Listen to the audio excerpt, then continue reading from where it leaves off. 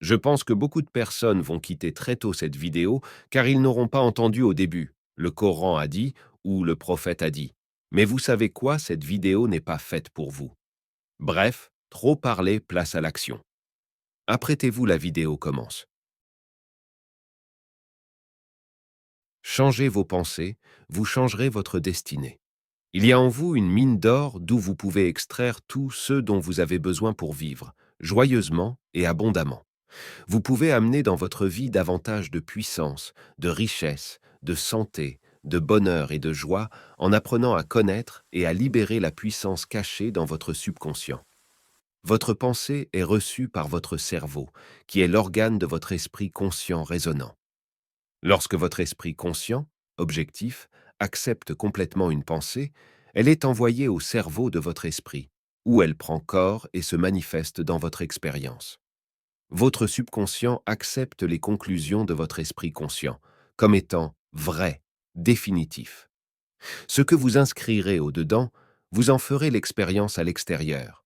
Vous avez deux côtés à votre vie, le côté objectif et le côté subjectif, le côté visible et le côté invisible. Donc, après la pensée, vient la manifestation. Comme le dit Ralph Waldo Emerson, l'homme est ce qu'il pense tout au long du jour. Et c'est tout à fait vrai, car Dieu nous dit dans le Coran, nous avons créé l'homme. Nous savons ce que son âme lui suggère, car nous sommes plus près de lui que sa veine jugulaire. Sourate 50, verset 16. Alors mon frère ou ma sœur, toi qui passes ton temps à regarder les contenus sûrs, nous vivons la fin des temps. La Kaaba va être détruite. Le Dajjal apparaîtra soit à gauche ou à droite. Le Mahdi est là. Tout ce qui est en rapport avec les guerres, du genre Israël, va disparaître. La plupart de ces infos sont fausses, en prenant des images très graves générées par l'intelligence artificielle et tous ces bobards qui vont avec. Laisse-moi te dire une chose. Une préoccupation excessive pour des événements futurs, en particulier ceux qui sont considérés comme apocalyptiques, c'est-à-dire qui évoquent la fin du monde, de terribles catastrophes, peut entraîner une anxiété accrue et un niveau élevé de stress. Cela peut affecter négativement la santé mentale d'une personne sans même s'en rendre compte. Des pensées excessives sur des événements négatifs à venir, qu'ils soient vrais ou pas, peuvent contribuer au développement de la dépression, affectant le bien-être émotionnel global. Cela peut conduire à une obsession religieuse où la personne peut devenir obsédée par des détails spécifiques, perdant de vue les aspects plus larges de la spiritualité et de la vie quotidienne. Et pourtant, ce n'est pas le but de l'islam.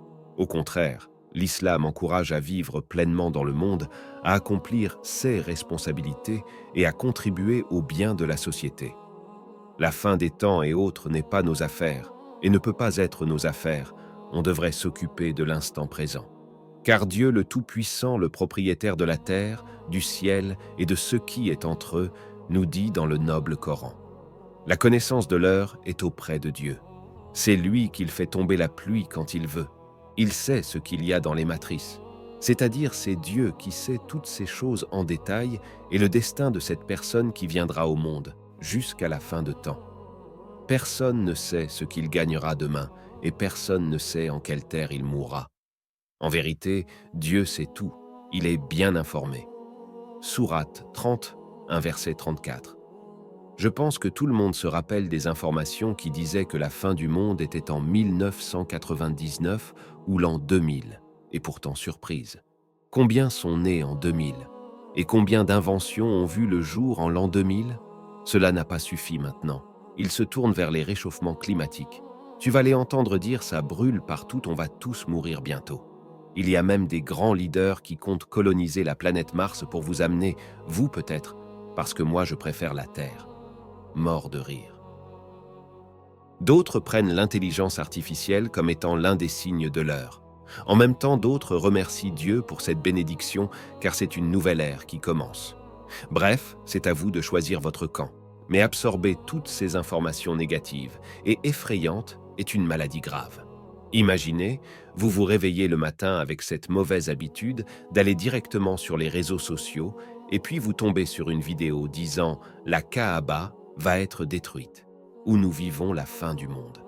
En moins de 5 secondes, vous vous dites, autrement dit, vous donnez des instructions à votre subconscient en disant « Ah ouais, et moi je ne suis même parti pour faire mon pèlerinage.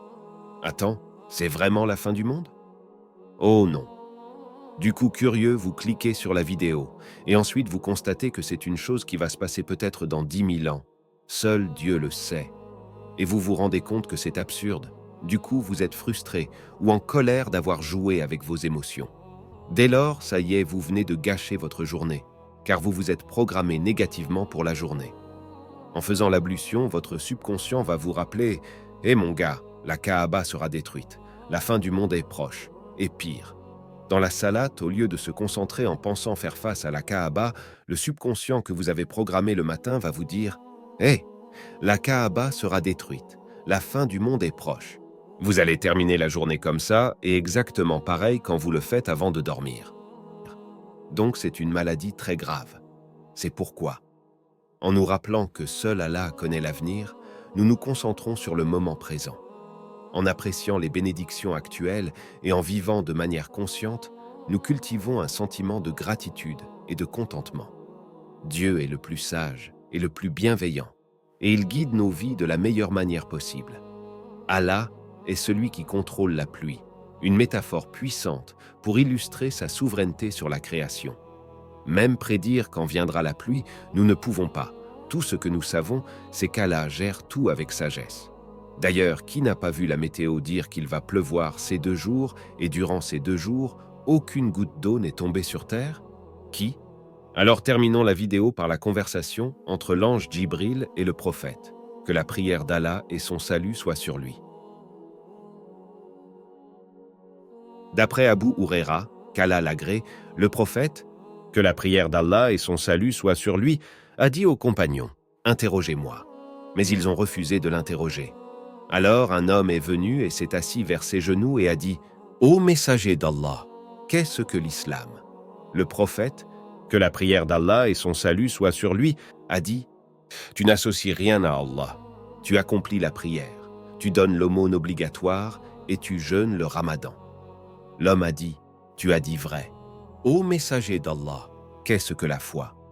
Le prophète, que la prière d'Allah et son salut soient sur lui, a dit, « Que tu crois en Allah, en ses anges, en son livre, en sa rencontre, en ses messagers, que tu crois en la résurrection et que tu crois en le destin en entier. » L'homme a dit, « Tu as dit vrai. Ô messager d'Allah, qu'est-ce que l'ihsan ?»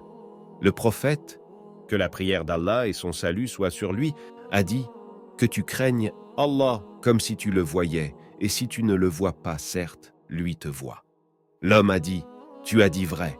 Ô messager d'Allah, quand aura lieu l'heure ?» C'est le sujet de la vidéo, donc écoutez attentivement. Le prophète, que la prière d'Allah et son salut soient sur lui, a dit, « Le questionné n'en sait pas plus que le questionneur. » Vous entendez? Le questionné n'en sait pas plus que le questionneur. Il continue en disant, « Mais je vais t'informer de ces signes. Quand tu verras la femme enfanter son maître, ceci fait partie de ces signes. Quand tu verras les gens nus et ne portant pas de souliers, sourds et muets, seront les rois de la terre, ceci fait partie de ces signes. Quand tu verras les gardiens de bétail rivaliser dans les constructions, ceci fait partie de ces signes. Mais il y a 5 choses de l'invisible que seul Allah connaît. » Puis le prophète, que la prière d'Allah et son salut soient sur lui, récita le verset 34 de la sourate 31. Puis l'homme s'est levé, et le prophète, que la prière d'Allah et son salut soient sur lui, a dit « Ramenez-le-moi ». Les compagnons ont cherché l'homme, mais ne l'ont pas trouvé. Alors le prophète, que la prière d'Allah et son salut soient sur lui, a dit « Il s'agissait de Djibril qui a voulu que vous appreniez au moment où vous ne posiez pas de questions. » Hadith, rapporté par Muslim. Donc l'islam encourage à embrasser le moment présent avec confiance et gratitude, à accepter l'inconnu avec sérénité et à vivre de manière éthique et pieuse, en s'occupant de ses affaires qui est de faire plus que le nécessaire pour enfin rentrer au paradis. Car les humains et les djinns ne sont créés que pour adorer Dieu et non pour penser à Dajjal ou la fin des temps. Nous devons penser à notre propre fin, en se disant « Est-ce que la seconde, la minute, les heures qui suivent me trouveront sur terre ?» Ne pense même pas au lendemain, en plus forte raison les mois ou les années. Quand tu commences à te soucier des secondes ou des minutes, tu ne vas rater aucune prière, mon frère. Donc, en faisant cela, nous pouvons trouver la paix intérieure et contribuer positivement au monde qui nous entoure. J'espère que le contenu a été bénéfique. Si c'est le cas, Dieu merci. Que la paix et les bénédictions d'Allah soient sur tous les musulmans. Amin. À très bientôt.